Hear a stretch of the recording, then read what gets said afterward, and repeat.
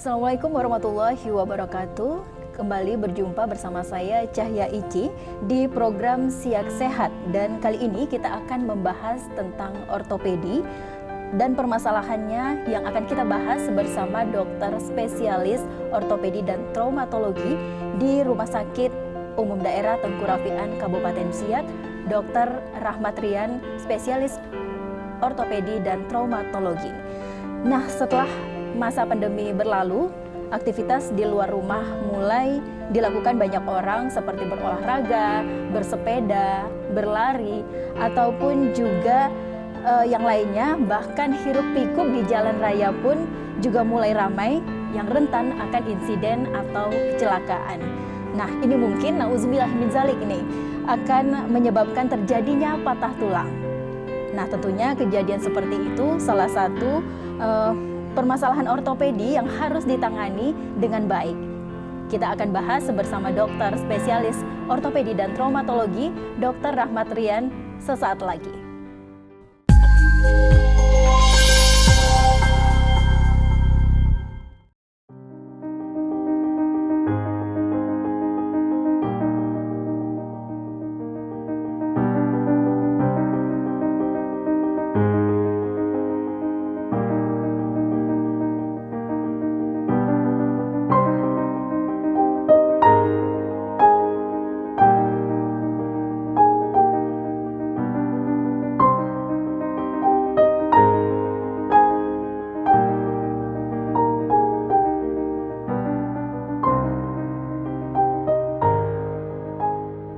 Ya pemirsa Siak Sehat, kita sudah bersama dokter spesialis ortopedi dan traumatologi di Rumah Sakit Umum Daerah Tengku Rafian Kabupaten Siak, Dr. Rahmat Rian, SPOT.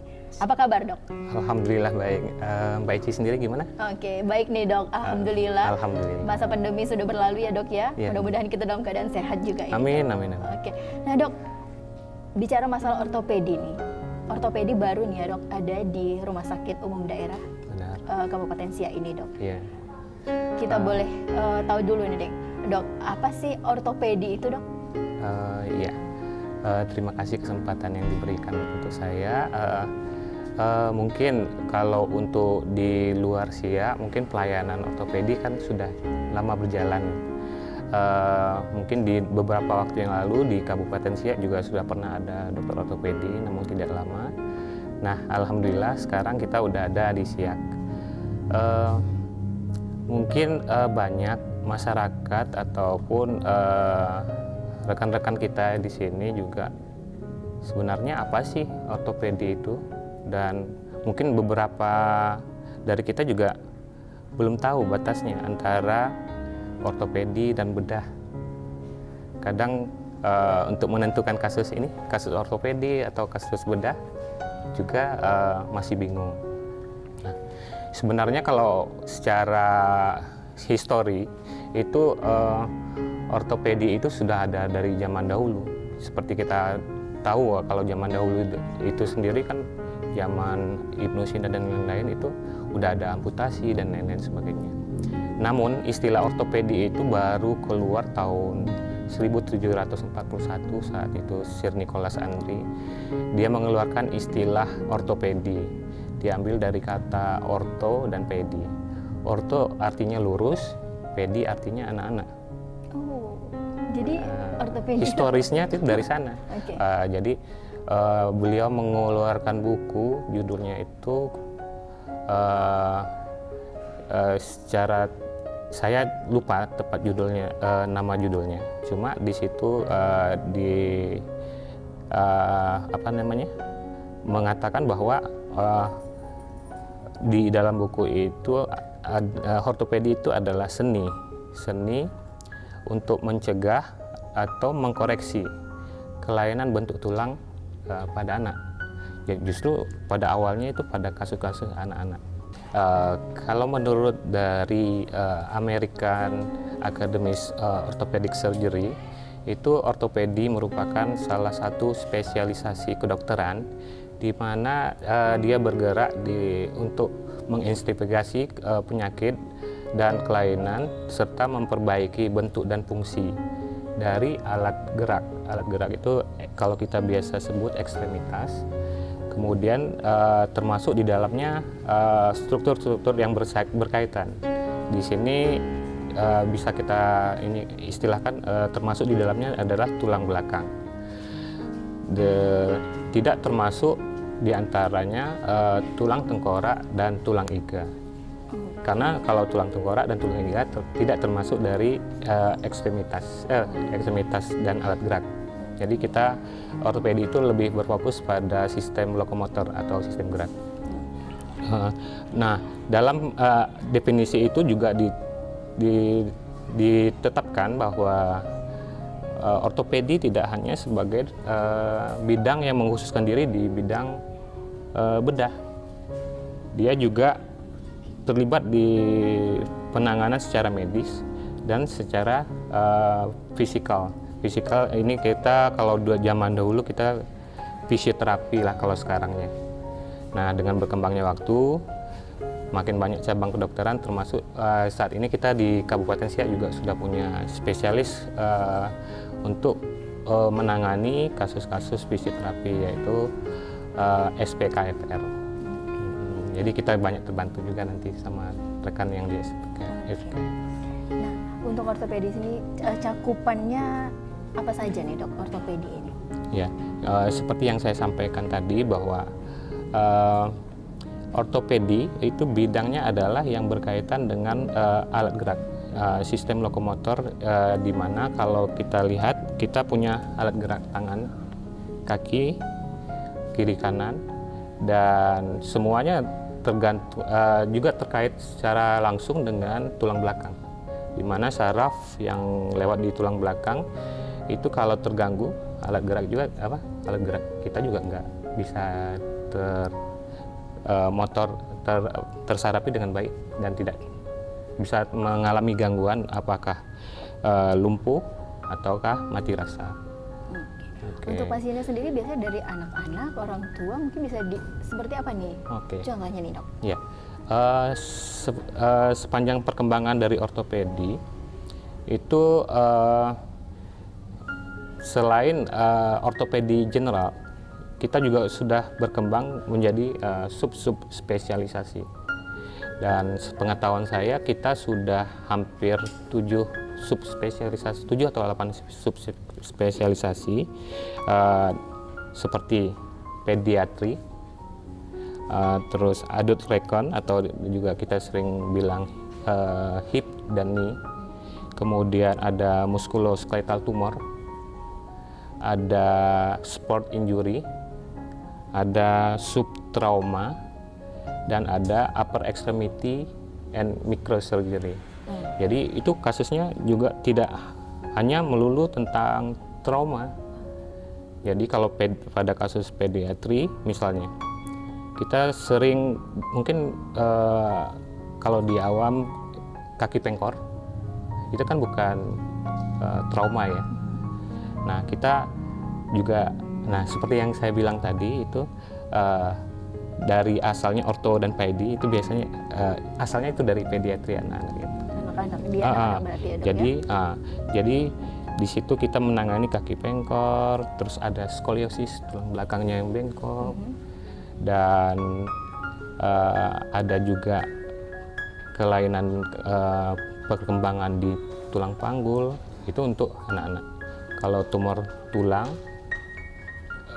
dari muskuloskeletal tumor itu juga bukan tumornya hanya dari tulang, juga dari ototnya, dari jaringan sarafnya, dari jaringan tendonnya sendiri. Jadi tumor yang berkaitan sama dengan muskuloskeletal juga menjadi concern dari ortopedi. Kemudian dari upper extremity dan microsurgery itu lebih fokus kepada alat gerak atas saja, di mana nanti bisa mengganti sendi bahu, dan kalau microsurgery-nya itu lebih fokus kepada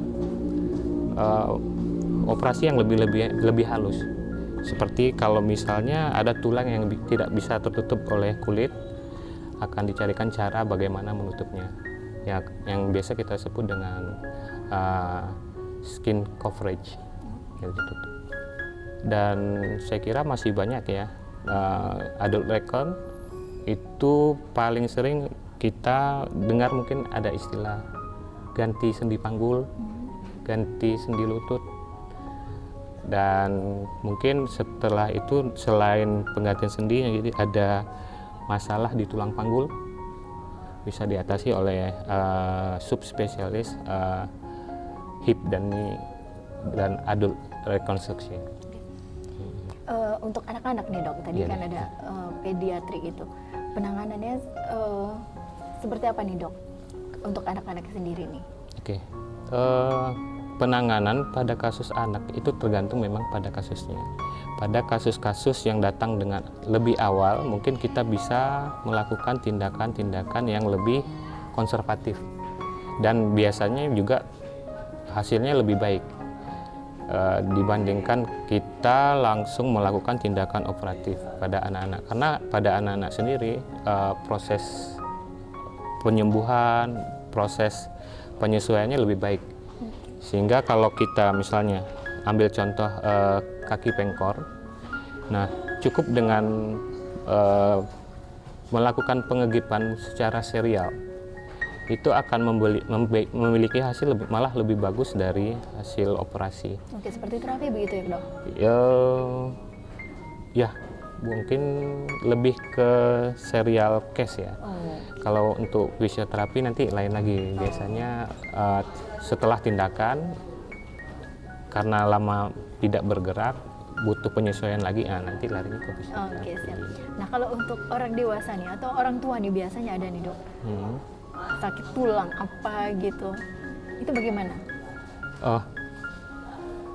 Kasusnya pada orang-orang tua yang berkaitan dengan ortopedi, mungkin kita bisa ambil langsung ke contoh yang paling sering kita temui di praktik sehari-hari.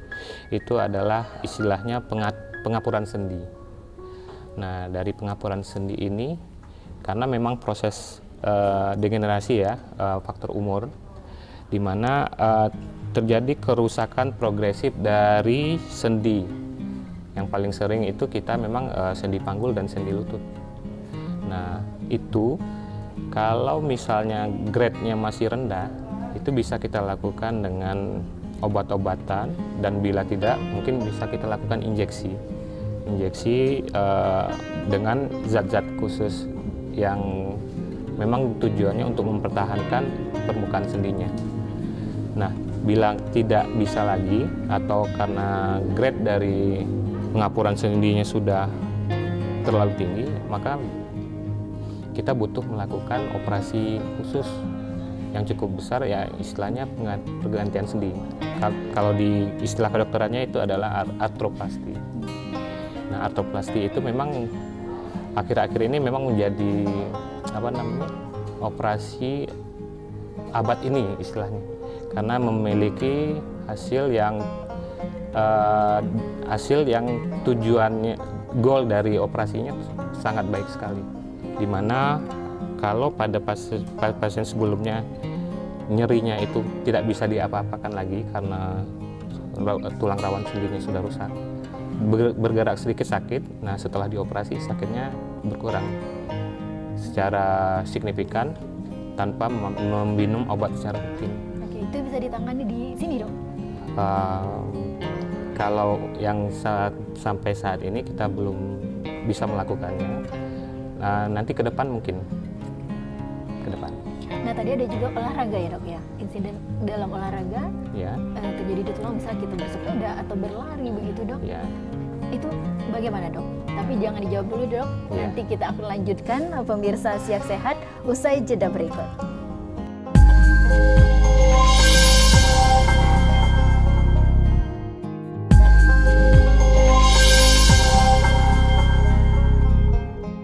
Ya pemirsa, masih di Siak Sehat bersama dokter spesialis ortopedi dan traumatologi Dr. Rahmat Rian di RSUD Tengku Rafian Kabupaten Siak. Nah, tadi kita sudah berbincang-bincang tentang ortopedi nih Pak Dok. Udah jelas rinci apa tuh ortopedi begitu ya Pak Dok ya.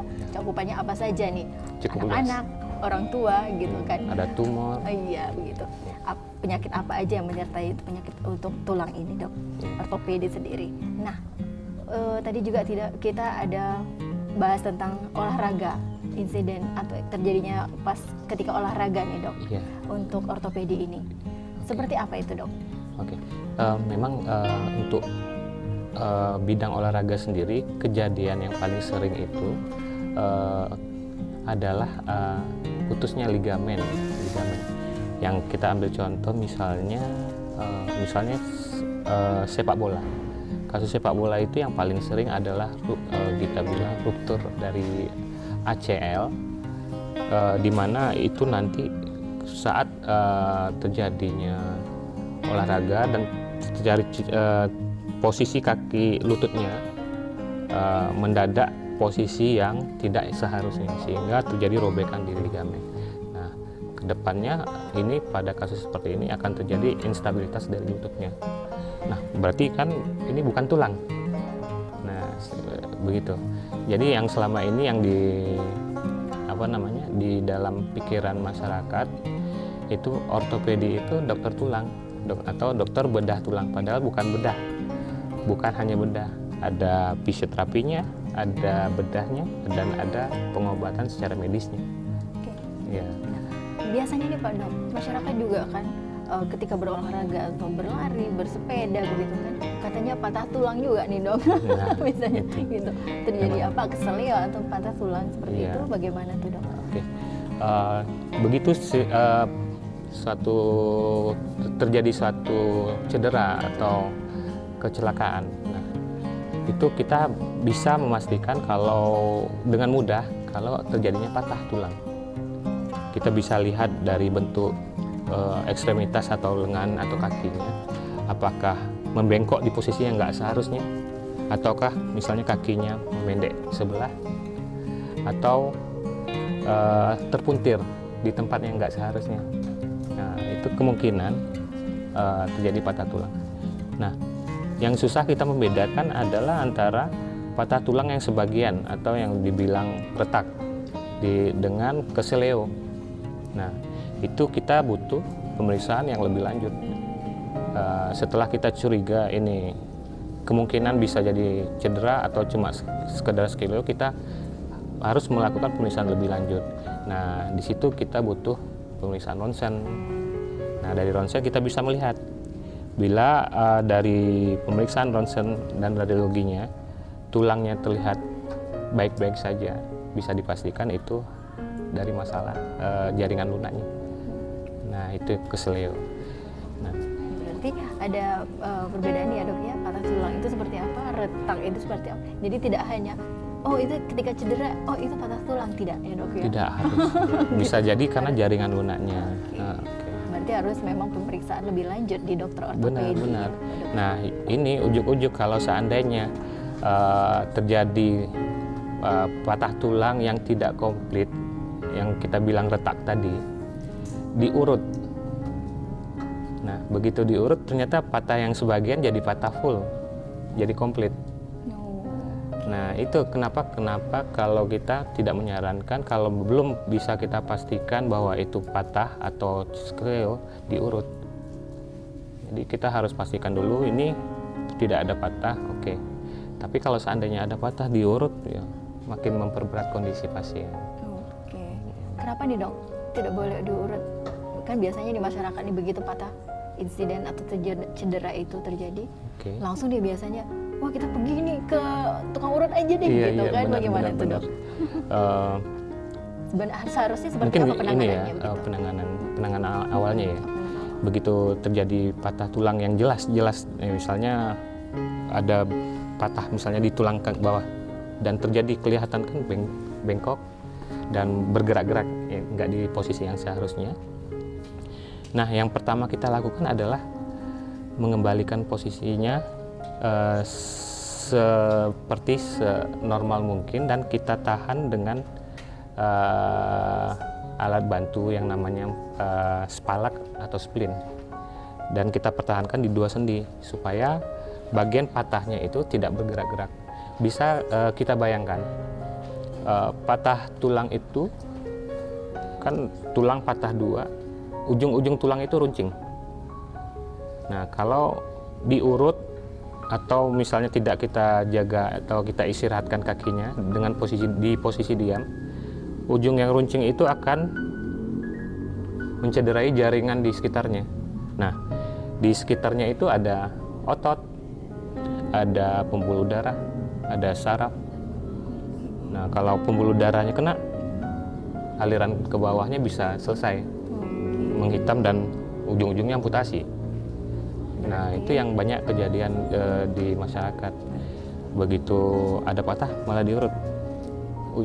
Malangnya di posisi yang dekat dengan pembuluh darah. Sebaiknya jangan nih dok, harus Ya. ditangani dulu dengan medis ya dok ya. Ya, kita berharap begitu ya. Oke. Nah, jadi kan ada berbagai macam juga nih dok, patah tulang tadi nih. Ada berapa sih dok jenis-jenis patah tulang itu dok? Dari ringan sampai berat, mungkin bisa dipaparkan? Oke. Patah tulang itu sebenarnya pembagiannya cukup banyak ya. Pembagian yang kalau secara teknis dari kita sendiri di bagian medis, ini lokasi misalnya di pertengahan atau di dekat sendi, itu sangat mempengaruhi klasifikasi pembagiannya untuk kita dalam menentukan tindakan. Namun yang paling penting yang mungkin yang perlu diketahui oleh masyarakat itu mungkin ada beberapa. Yang pertama itu pembagian berdasarkan adanya luka terbuka atau enggak. Nah, dulu ada istilah di ortopedi kita, once osteomyelitis forever. Jadi kalau seandainya ada patah tulang terbuka dan penanganannya tidak pas atau terlambat, itu akan berisiko besar terjadinya infeksi pada tulang. Nah, osteomyelitis kalau sekali terjadi sangat susah disembuhkan, terutama sih zaman-zaman dulu ya, sebelum ada zaman MRI. Begitu sudah ada MRI, kita sudah bisa mendetek infeksinya menyebar sampai mana gitu, sehingga suatu operasi pembersihannya bisa maksimal. Nah, tapi kan MRI ini juga tidak semua rumah sakit memiliki. Jadi masih cukup sulit untuk menangani osteomyelitis ini. Nah, kalau ada ditemukan patah tulang terbuka, sangat disarankan dan kita memohon jangan sampai telat penanganannya. Pasti itu memerlukan tindakan medis.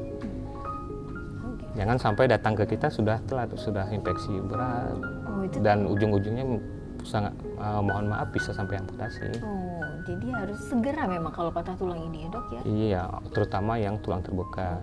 Nah, tulang patah tertutup juga kalau penanganan tidak tepat, tidak bisa mengistirahatkan dengan posisi yang bagus, juga sangat berisiko. Karena fragmen dari patahan tulang itu yang bergerak-gerak itu kan mencederai jaringan sekitarnya. Nah, kalau kena pembuluh darahnya putus dan telat ditangani, datang ke rumah sakitnya kakinya udah hitam. Dari beberapa jenis patah tulang tadi dok, ada infeksi terbuka, tertutup, itu biasanya contohnya seperti apa nih kejadiannya dok? Oke. Untuk patah tulang ya maupun tertutup atau terbuka itu sangat sering terjadi di kita itu ya pada saat terjadinya suatu kecelakaan lalu lintas atau terjatuh dari tempat yang tinggi. Nah, kalau misalnya suatu trauma benturan yang terjadi di tulang kita, misalnya di kaki, nah bisa dibayangkan trauma itu bisa membuat tulangnya patah. Berarti bisa Mbak bayangkan jaringan lunak, otot, pembuluh darah yang ada di antara penyebab traumanya dengan tulangnya. Nah, kalau misalnya penanganannya tidak tepat, malah diurut, jaringan lunak itu tambah rusak kan. Nah dok, untuk masalah patah tulang ini dok, bagaimana penanganan yang dilakukannya? Atau untuk begitu pasien datang ke sini, penanganan seperti apa nih yang dilakukan? Baik. Memang ini yang sangat kita harapkan, kesadaran dari masyarakat kalau misalnya di keluarga atau di masyarakat kita ketemu ada terjadi patah tulang. hal yang pertama kita lakukan adalah mengistirahatkan bagian yang kita curiga patah. Dan kalau bisa kita pertahankan pada posisi kaki itu, bagian yang patah itu tidak bergerak. Karena dengan bergeraknya dia akan membuat cedera yang lebih berat. Kemudian kalau disertai dengan luka, kita bisa melakukan penekanan pada daerah luka dan dibalut secara longgar. Tapi pada lukanya harus kita berikan kasa yang cukup tebal sehingga dan balutan. Dan yang ketiga harus kita dibawa ke tempat pelayanan kesehatan untuk mendapatkan penanganan lebih lanjut. Nah, pada pasien patah tulang nih dok, bisakah patah tulang itu kembali normal nih dok? Ya. Kalau selama bila terjadi patah dan penanganan yang tepat, kasus-kasus seperti ini selama proses penyembuhan tulang, metabolisme tulangnya normal dan kita bisa mengembalikan posisi dari tulangnya senormal mungkin, ya sangat mungkin untuk kembali normal seperti itu. Berarti bisa kembali normal bisa. nih dengan. Cuma kendala di lapangan ya selalu ada masalah kalau misalnya penanganannya tidak tepat. Misalnya kalau misalnya kita tidak mengembalikan posisinya. Mohon maaf kalau misalnya patah tulang terjadi terus kita biarkan asal posisinya diam, dia akan menyambung.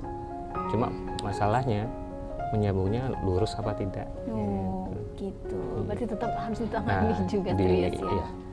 Di sini makanya kita dari ortopedi dan traumatologi berusaha untuk mengembalikan posisi dari tulang itu seperti yang seharusnya, mendekati yang seharusnya. Mudah-mudahan bisa kembali seperti normal. Bisa kembali seperti normal, tidak perlu Kalau khawatir, proses ditangani. penyembuhan dan posisinya normal, memenuhi syarat itu. Nah dok, biasanya nih di pasien patah tulang nih ada operasi implan atau pasang pen gitu dok. Nah pasca operasi tersebut apakah harus dibuka kembali nih dok, dan kapan nih waktunya dok? Oke, terima kasih. Kalau dulu ya di Indonesia terutama kita ada namanya paham kalau misalnya benda asing nggak boleh dibawa mati ya, bawa meninggal. Nah kalau dulu begitu paradigmanya yang tertanam.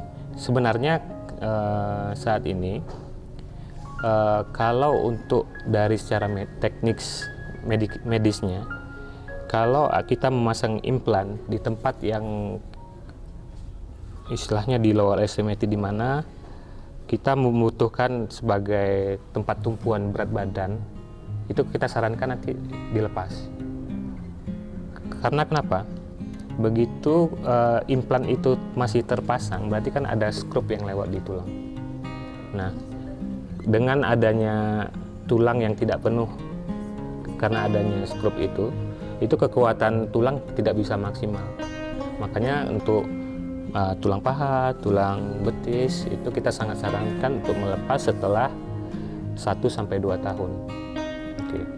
Nah, beda cerita kalau seandainya patah tulang terjadi di upper extremity atau di lengan. Apabila ada pemasangan pen di lengan, itu kita kembalikan kadang ke pasien. Ya, kalau masih menganut istilahnya, jangan bawa yang benda asing itu ya kita bantu. Tapi intinya selagi tidak ada keluhan, apakah itu nyeri atau kosmetik dan tidak mengganggu, saya rasa kalau untuk yang upper extremity tidak perlu dilepas. Oke, tidak perlu dilepas. Dan jangan khawatir juga nih pasiennya ya. Enggak Tidak ada kaitannya sama petir. Oke, oke siap dok. Kita tentu sebagai tenaga kesehatan yang ada di Kabupaten Siak sangat berharap dengan adanya pelayanan ortopedi di Rumah Sakit Tengku Rapian Kabupaten Siak ini, kita dapat menangani kasus-kasus ortopedi yang selama ini mungkin tidak tertangani atau bahkan biasa seringnya kita rujuk ke rumah sakit di provinsi. Mudah-mudahan ini dapat membantu program-program yang ada di Kabupaten Siak, terutama di bidang kesehatan.